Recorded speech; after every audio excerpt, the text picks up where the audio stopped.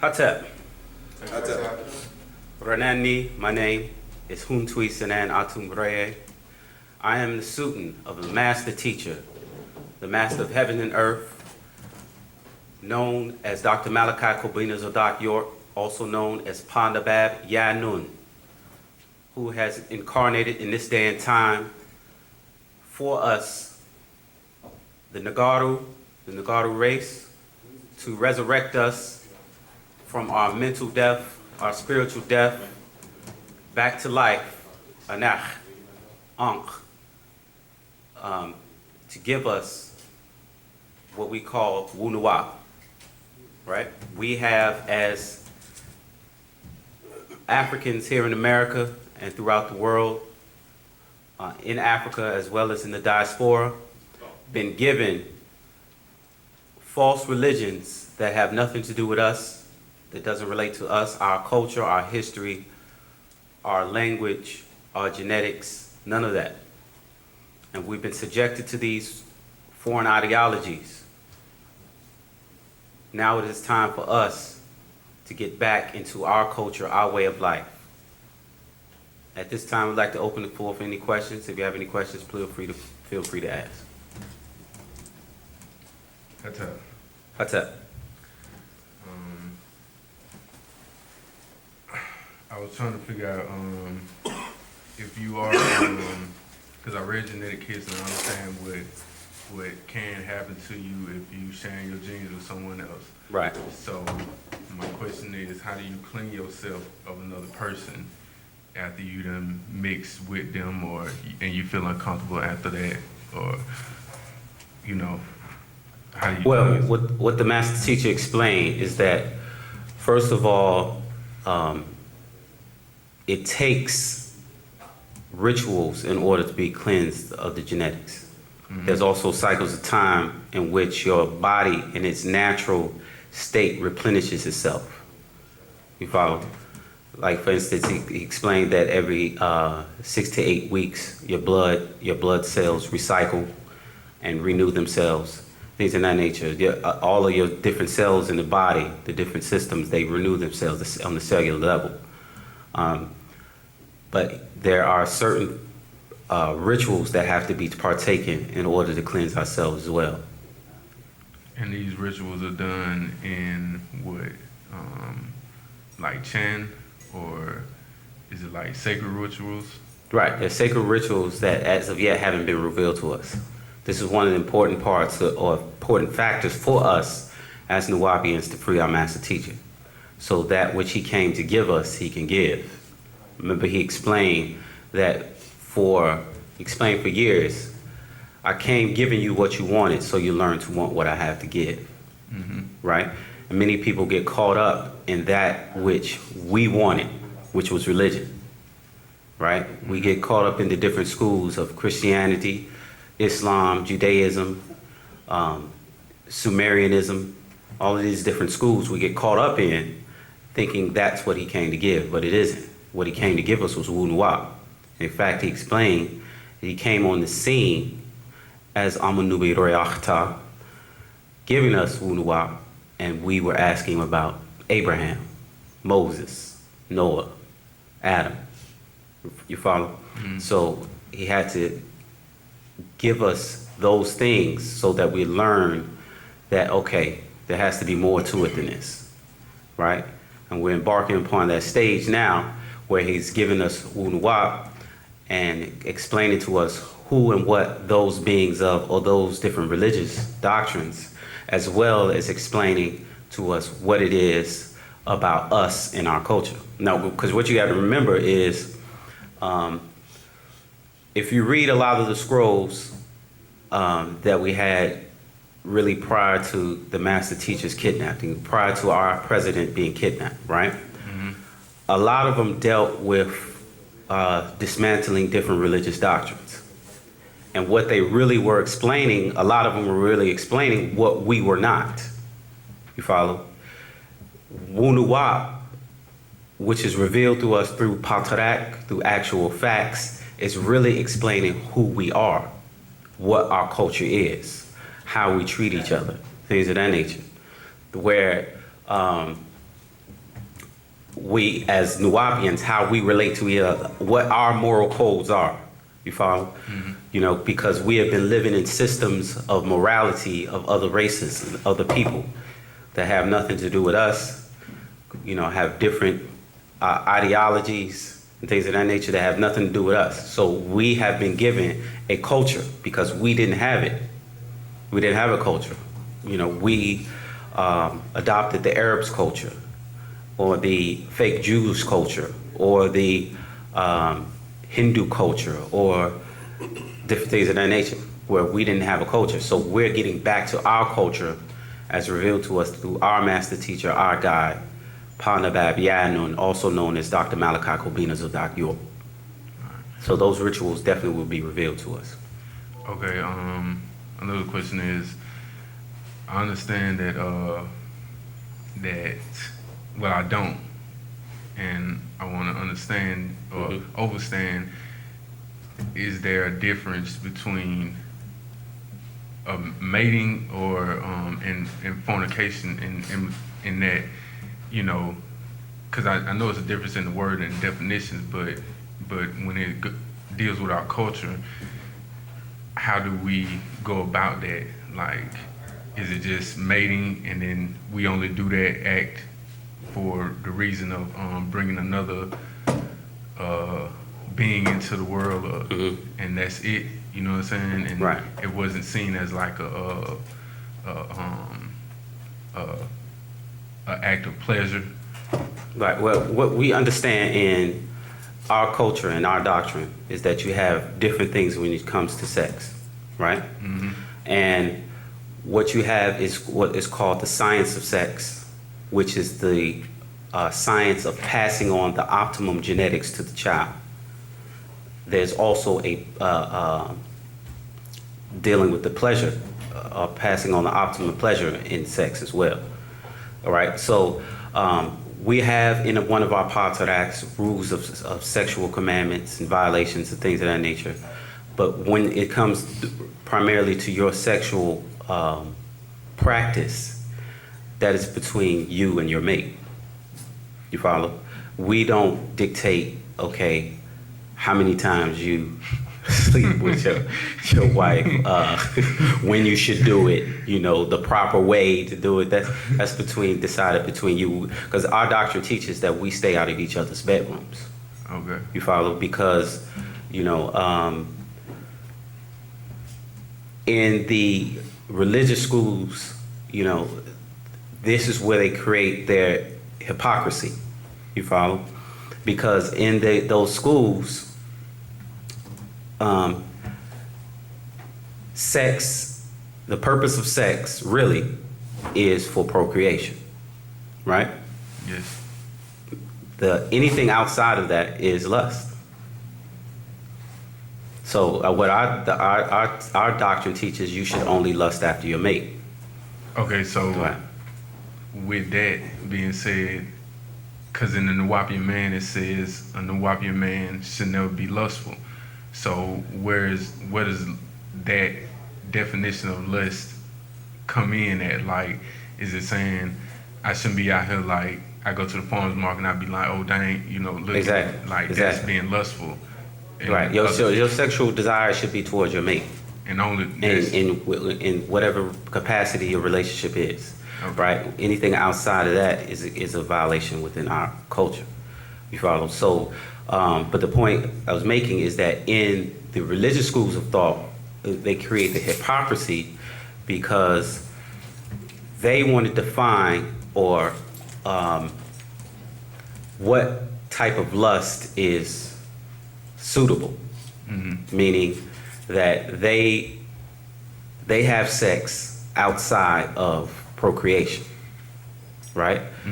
So if they want to condemn people who are homosexual or lesbian or whatever lifestyle to choose, but ultimately they have sex for the same reason. You follow? So they try to justify their lust when it's ultimately the same thing. You follow? So we as Nuwaubians, we say what happens between you and your mate is your business. Of course, again, we do have laws on, we have sexual commandments, we have, and those violations of those things in that nature, which we've dealt with our council of 24 elders. You follow? True. And understand that a lot of what we're doing in establishing our culture is really a process of also establishing our nation. You follow? Because as a nation, we have to have laws that govern how we treat each other. You follow? And this is part of the step that we are headed towards in reestablishing ourselves as a nation on the international level. And part of the things we have, this is the book here, Wu-nuwaup, Commandments on Sexual Violations. Okay. You follow? And then it goes into different things that, you know, that we don't practice in terms of sexuality. And that's between males and females. That's the book is Right. not targeting one. No, not targeting one specific, no. Okay. It's males and females. All right. Talk to me. Any other questions? One of the new,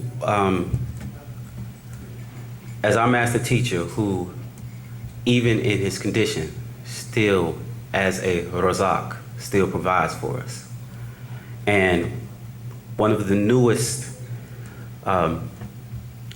books that we have is called The Birth of Earth. It's actually the Master's Secret, Birth of Earth and the Matrix. It's series number 1. It's something I just want to share with everyone, if you may not have this book.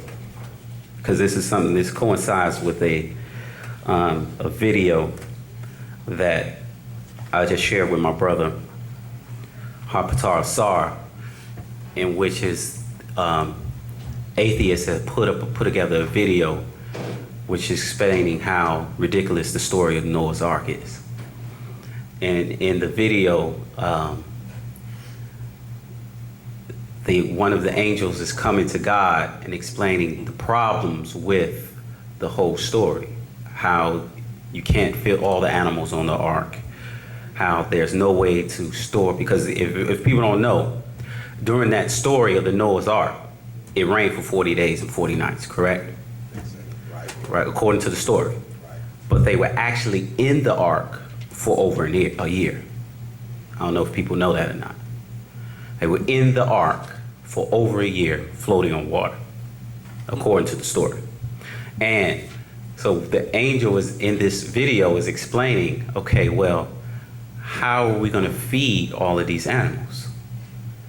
You follow? How are we going to get animals from one side of the planet to the other to get them in the ark? And these are different. How are we going to, once the waters flood, and according to the story, they even go beyond the mountaintops, which of course, you know, the mountaintops are covered with snow, right? And the reason being because once you go higher in the atmosphere, it actually gets colder, right? So once they rise and elevate above the atmosphere, they're going to be in a cold environment. So these are the different problems that he's presenting. So God says in the video, I'll just use magic. That's his solution, God. That's his answer. That's a good answer. Magic. Magic. Spookism. So this is something I just want to read real quick. This is The Matrix. It's verse 69.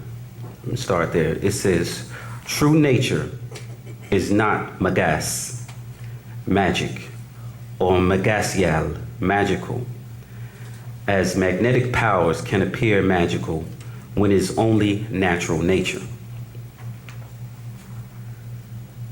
That is, it does things that cannot be naturally duplicated by hamam makwanu, human beings, or animals, or a combination of the two. Natural nature is supreme balancement, ma'at, order, justice, and equality for all things, including nature's own overall physical equilibrium, evenness, a state of balance between opposing forces, all in Nupu, 9 ether positive, and Zupu, 6 ether negative. And without a doubt, natural nature is Paput, the all, of the all, and the all in all powers, all persons, all places, all things, past, present, and future. Nature, natural nature, is at work as infinite and finite in all Tapsharat directions. If a person, animal, place, or thing exists in any place or any time, know that that is nature. This is an aspect of the rules and or laws of existence, and that is Pa-Memtat, the matrix. All that you see is virtual reality.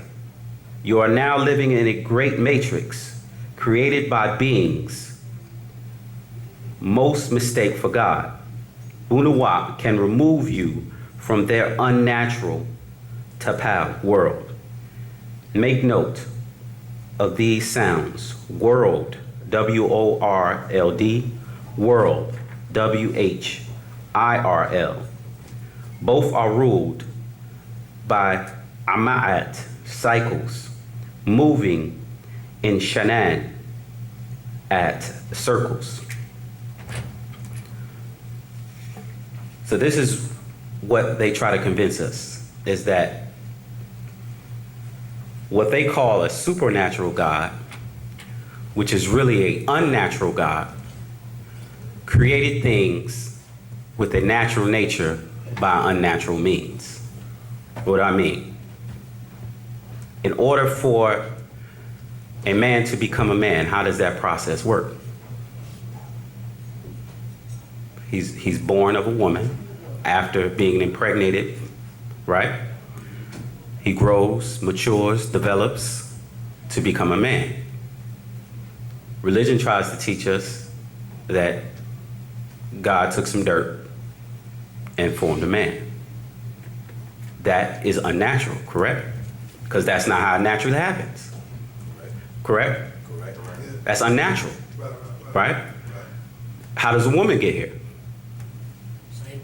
Same process. A man impregnates a woman. She grows in the womb, is born, grows, matures, develops into a woman. Religion teaches us that a rib was taken and a woman was formed out of that rib. That is unnatural, because natural nature says there has to be a natat, a seed planted and in the woman, in the womb, and it's grown, fashioned, formed. You follow? That is natural nature. All of the processes of what they call creation occurred by unnatural nature, according to their story. So we know that things occur in natural nature. We know how babies are born. We know how men get here. We know how women get here. It's a process, a birth process, right? Correct. The taldad, birth, in our language, taldad, that birth, right? That is natural nature. We have, again, as it says, near the last verse, it says, Wu-nuwaup can remove you from their unnatural world, right? Because again, everything they teach you about your existence, your creation, the creation of the world, the creation of the animals, the creation of the sun, the creation of the planets, the creation of the stars is by an unnatural means. Follow? Stars are formed from nebula, correct? Correct. You follow? From stardust, right? That's not how they say it in creation. That's not what they teach, correct? Correct. They teach unnatural nature. You follow? And this is what Wu-nuwaup is getting us back to, that natural nature, how things are formulated, how things are created, how things are grown. As ontologists, this is what we study. We're getting back to that. Any other questions? Hattabisa. Hattab. Hattabisa. I wanted you to explain to the listeners. First of all, my name is Nifa Unk Aman. Good to have you, brother. Good to have you again, too.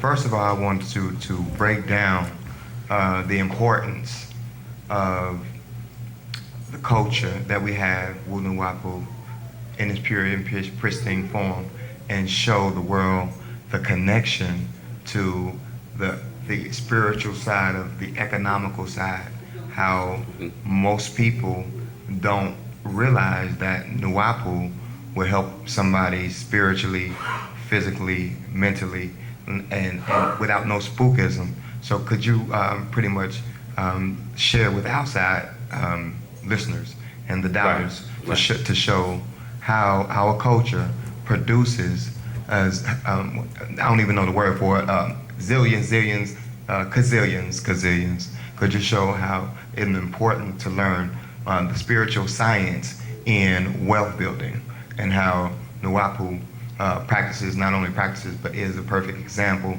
for those people who are into rich dad, poor dad, and into comedic sciences, and how the comedic sciences is something that the rich dad, poor dad took and made something from our culture, you know, to build a legacy. And would you Well, show I'll put how? it as simply as this. There's one thing that the master teacher said.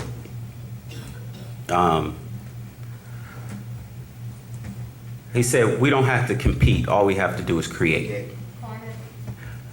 Corner the Egyptian market. Go ahead, say it. Go ahead with us. Corner the Egyptian market. Corner the Egyptian market, right? Right. There are many different cultures that exist throughout the world. And we, as especially Africans here in America,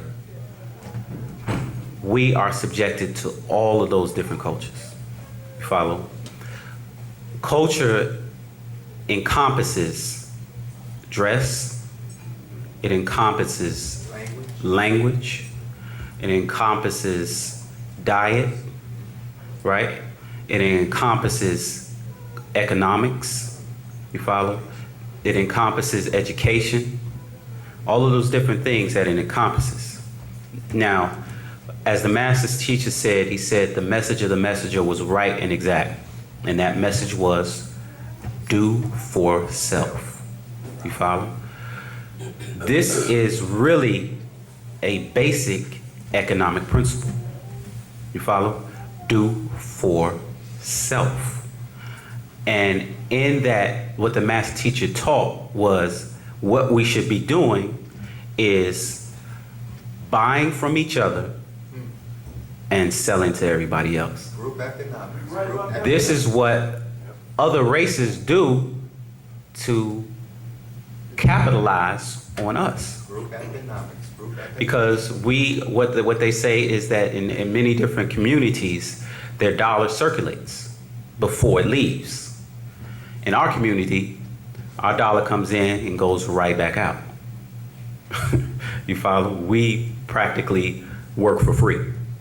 You follow? So we have to learn how to create situations where we're able to.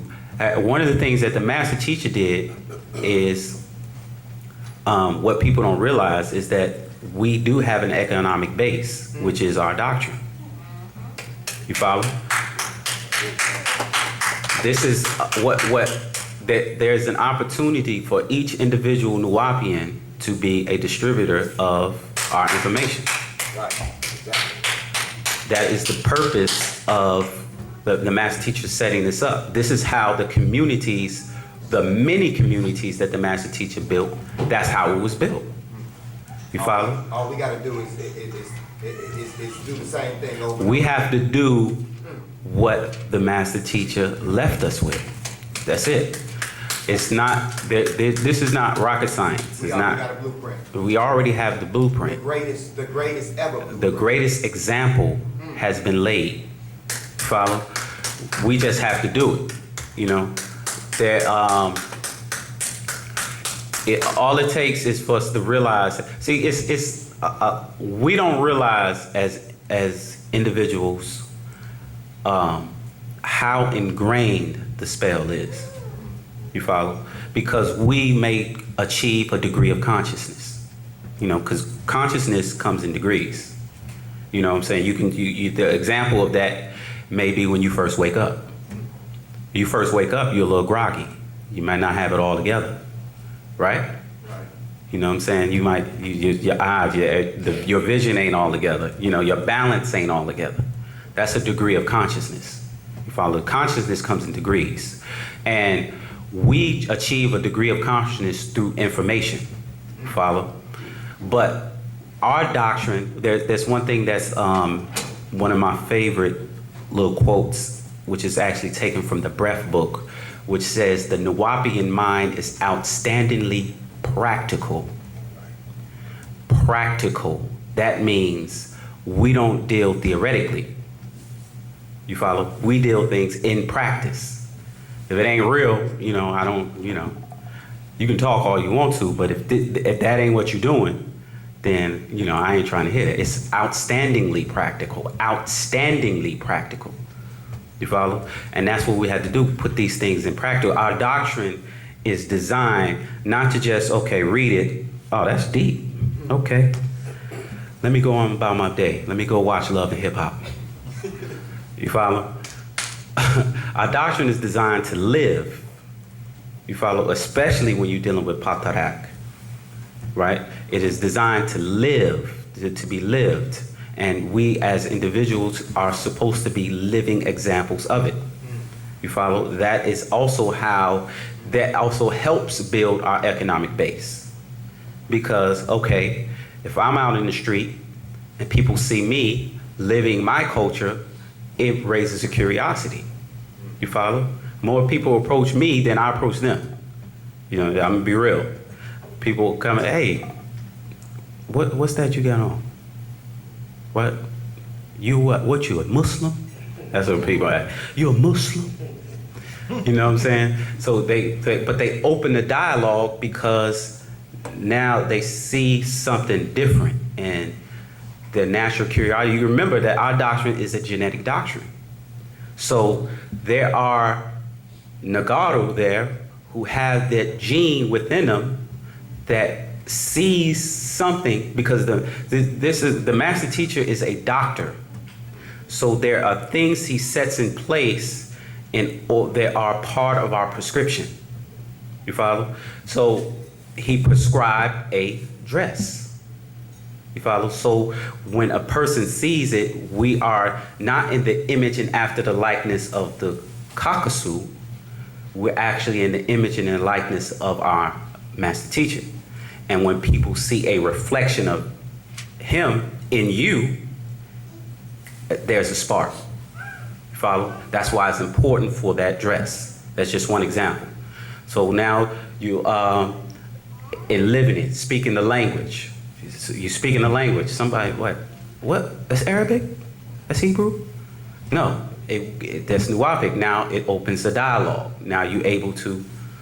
This gave birth to Arabic and Hebrew. Right, exactly. So the point is that in living Wu-nuwaup, now you have opened the door for someone else to come in and say, what are you doing? How could I be a part of it? Now everything that in existence starts from a point and spirals out. You follow? So it has to start with us continuing to do what the master has given us. You follow? And the answers are there. We've been given them, and all we have to do is follow the blueprint that we have. Feed the people, feed the people. That's it. That's it. You got a question, brother? Yeah, Hatep. Hatep. Yeah, my question is, the spell of Leviathan, was it cast on more than one race? Well, yes. And what you have to realize is this. is that we, especially here in America, are mixed, right? And what the master teacher explained is that the devil is in your blood, right? So there are aspects of you, and this is why, again, our doctrine is a genetic doctrine, right? So think of this. The way the human body works, it responds to the information that is given. Whether that information is in the form of a chemical, you follow? Whether it's in the form of light, whether it is in the form of information, right? So, in order for certain genetics to spawn or grow or produce, they have to be in a certain environment. If your environment that you put your genes in is not Wu-nuwaup, what genes do you think will develop? Scary thought. You follow? The genes of the devil that's in you. Let's be real. We're mixed. Scary thought. We're mixed. Yeah. This is one of the things we have to realize. We are mixed. The devil is in us. So if you do the things of this world, what genes do you think will develop? Exactly. And you will become more like them. And that's one of their things, is to try to get you in their image and their likeness. Why? Because it is a protection for them. Follow? The reality is that they were bred as a food source. And we, being the children of the Nataru, as long as we're near them, it offers us a protection. The moment we move away from them, it's over for them. Follow? So we have to get back into developing us, living for, by, and of each other, and developing that part in us, that Nagaru or the Nataru gene, to develop that in order for us to grow and develop to be Muntaru, ones of the Nataru. You said food source. Is that physical and spiritual? Yes, because they need an evil source to spiritually to feed their evil nature.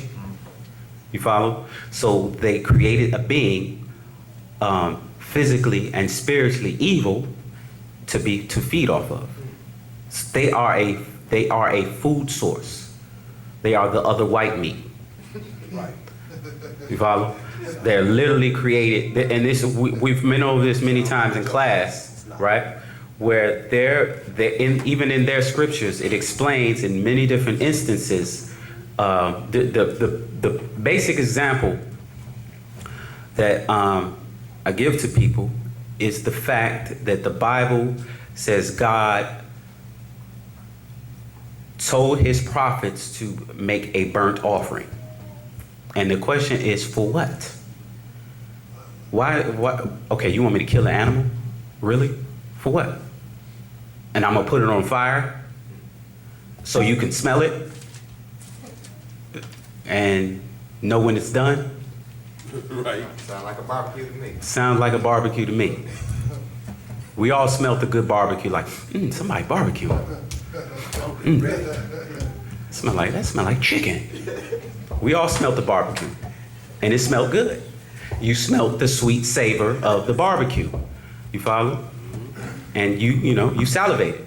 But yes, they are a physical and spiritual food source. Go ahead, brother. Hot tap, brother. Hot tap. My question to you is, what does the master teacher prescribe for us as far as diet goes, since we're on the topic of food? What is the proper diet that we should have? Well, one of the things, because we are so mixed, there is no one universal diet. Because your genetics is different, maybe different than mine. There's no universal diet. But what he did explain, just simply, vegetables are better for you. And he said that the Nataru do not eat anything with parents. You follow? So, you could take it from there. But this is one of the things that we have to realize. He said that all other animals on the planet know their body except for us. You follow? And he said there is a science that we have to get into, which is inclination, meaning what our genes or our bodies or our nature is inclined to do. So it's as simple as this. You eat ice cream, your stomach hurts. Don't eat ice cream. Right. That's You follow? It's simple as that. So not you, because you have to study self. Know thyself. This is what the master teacher said. Know thyself, right? In learning that, because there are things that you know, dang, if I eat this, I'm gonna get heartburn, and you eat it anyway. You follow? Right. So that's called inclination. You follow? Those are just different examples. So in studying our body, it's just it's like you might see in the comedy sometimes where a person comes to a doctor. Doctor, it hurts when I do this. Well, don't do that. right. You follow? So it's just in the study of self. Know thyself, and you have to understand what your body systems do, what your circulatory, your endocrine system, all of these things. You have to learn the human body. You know what I'm saying? Kind of experiment with different foods.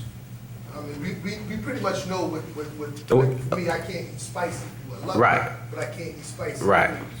So, but I think I got it. I understand. Right, and what he did also say is that being that we are from Africa, right, and the body, as they say in the biblical sense, ashes to ashes, dust to dust, your body is from the earth. We're from Africa, so we should eat foods from Africa. You follow? That's just a little something, but again, you have to study yourself, study your body, learn yourself. Go ahead, bro. All right. What you was just going over about how they, sacrificing animals and things like that. That brought up my question about, because I understand that there's two different Egyptians, and I'm trying to figure out, was it a part of our culture and not those Egyptians that I'm thinking about that had animal skins that they used to use, or or how did they get them, or did they have them, like how the drum is made out of the skin of like a cowhide, I believe, Mm-hmm. I don't know. The point we're being made is not simply the fact that the animal was killed, but the animal was killed to please God. That was the point. That was the point being made. Is that because the question should be, why does God want anyone to kill for His pleasure? Simple question. That's the question. That was the point of the killing of animals. Why do you say? Because it starts in Genesis chapter 4, where you have Cain and Abel, right? Abel gives an offering to God of meat. So Abel killed an animal and said, here you go, God. And God was like, Abel, you are damn good. I love you, son. Cain gave with the salad, and God was like, I don't want that bun. I don't want that. You follow? So the question is, okay, what am I really reading? You follow? Why is it that God likes the meat and not the salad? You follow? So, and it goes down even further into Genesis chapter 18, as we went over many times in class, where it gets down to verse 8 and 18, where it says that Abraham set this calf that he dressed, which he didn't cook, before God and the two other guys that were with God, or Jehovah, or the Lord, and they ate it. With butter and milk.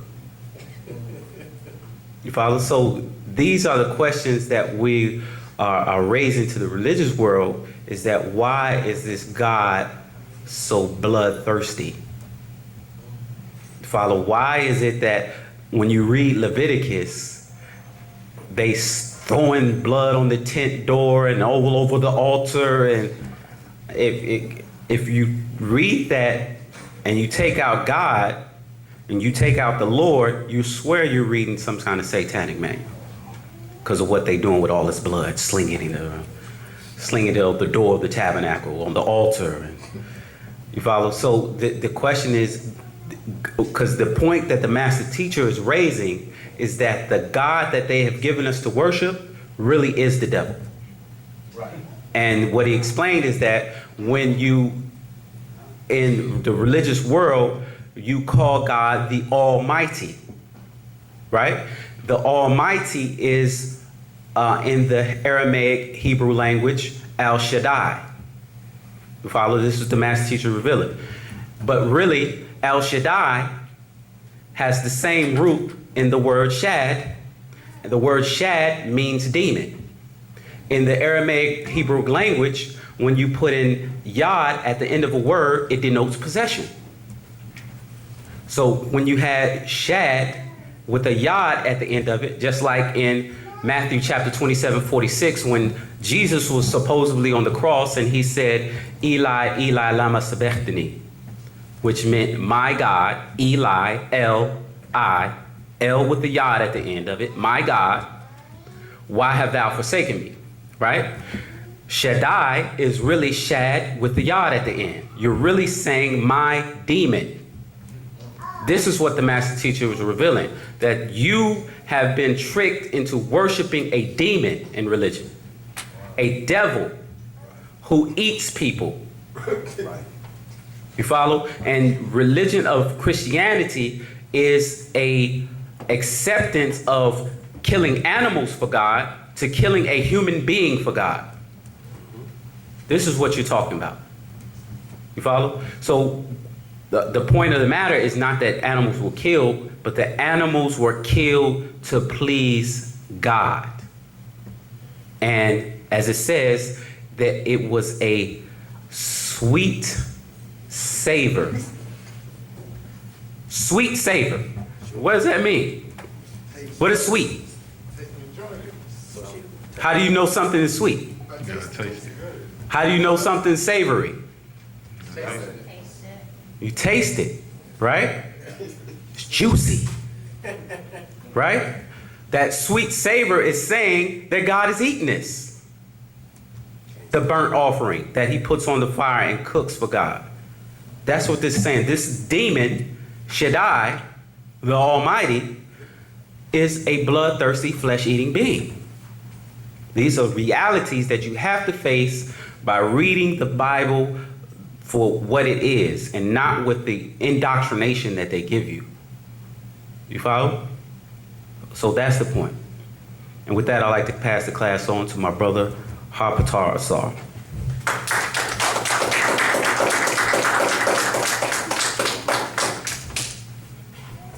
Rahubat Yasar. Greetings, family. Good to see everyone out this shadow. See you. I'd like to start, appreciate it. I'd like to start by, of course, letting you all know and or reminding everyone, because we do need to be reminded from time to time because we are forgetful beings, that our master teacher, Dr. Malachi K.Z. York, is innocent and that he will be free. Checkmate coming soon. Don't change the channel. He's coming home. Coming home. Prepare yourself. Get ready. Prepare yourself as if you know Daddy coming home, because he is. I'm sorry if you think he's not. You the fool. Time will tell. You'll see. We'd like to also say to family that when you all come out to question and answer class, if you can please bring paper and pen to take notes. That's very important. We don't pass around a collection plate. We never have passed around a collection plate. So this is not like a church. And the reason why we're saying that is that because as my good brother Huntui Sanan Atumraye stood up here and gave us a lot of information as well as outformation, he's also saying it from the mind state of knowing what he's talking about. He don't believe nothing he just said. He don't. He knows exactly what he's talking about. He defends it on a daily, weekly, monthly, yearly. His entire life is based on defending that, based on what he knows. But what happens is, as you all sit there and listen to what we have said, will say, we also will urge to you, don't believe us, check it out. This is a statement that our master teacher, Dr. Malachi Z. York, has coined, don't believe me, check it out. And he never did say, don't believe them, check it out. He said, don't believe me, check it out. It seems that he's the only one that has proven himself to be factual about everything he said from his first breath about our doctrine since. From his first mission, from his first day forward, he puts forth the challenge to the world. Prove one word wrong, I say, in one book, and I'll stop writing. I will stop writing them. He said, I'll sit out in the audience and listen to you. Prove one word wrong in one book. They haven't done that. I'm not saying they haven't done it because they tried. They tried. He put forth 360 questions, asked us Christian. They have yet to answer one of the 360 questions. He put forth 360 questions to ask a Sunni Orthodox Muslim.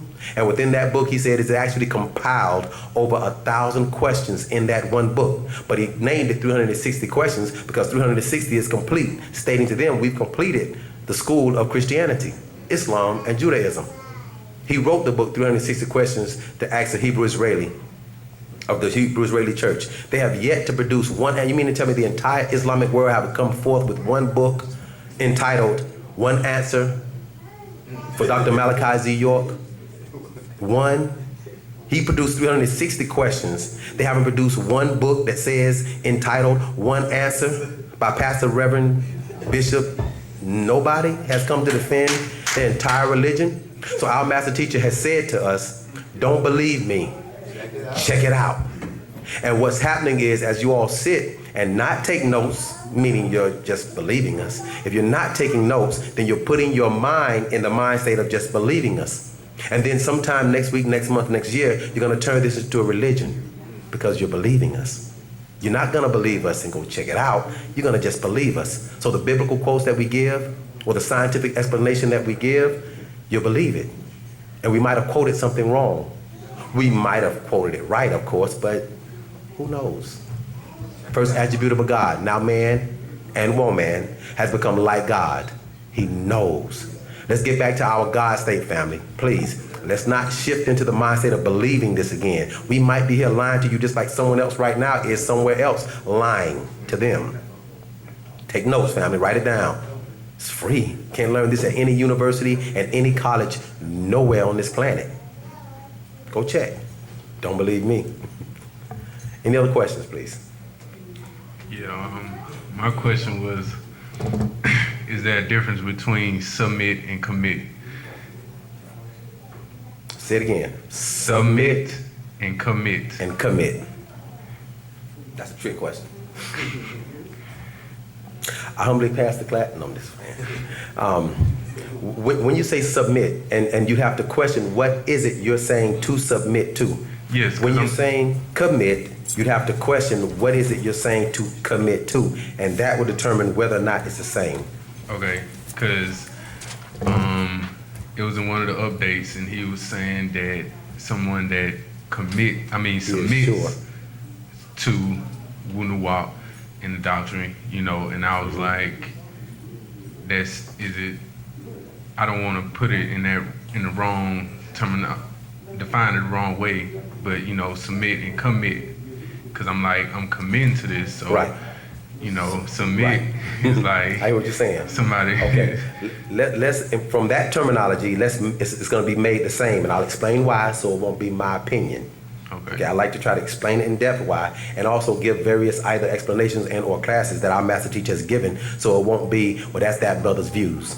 Because someone else might say something somewhat opposite. You might go in somewhere along the line, you might be riding in on the bus and someone else says something totally different, and that may make sense a little bit to you. Mm-hmm.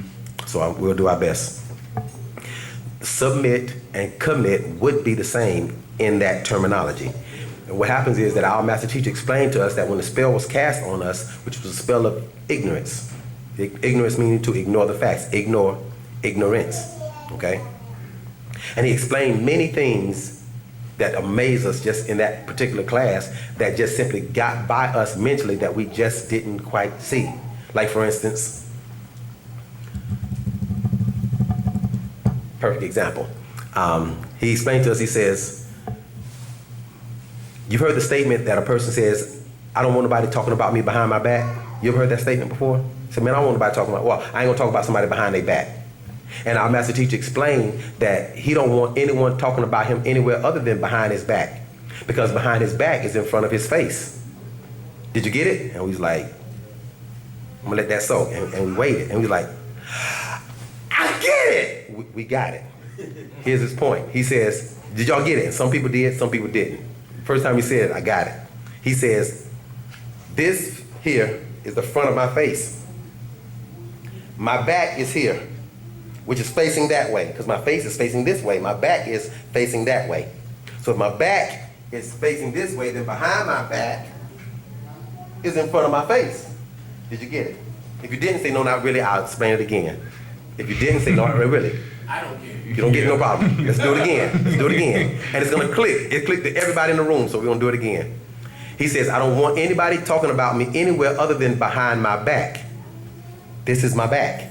That is facing that way, just like my face is facing this way. My right side is facing that way. My left side is facing this way. Behind my back is facing that way, correct? So behind my back is in front of my face. So I don't want nobody talking about me anywhere other than behind my back, which is in front of my face. Right. Now you get it, right? Yeah. Okay. He says, how did they get you that mixed up? That you'll say things like, good morning.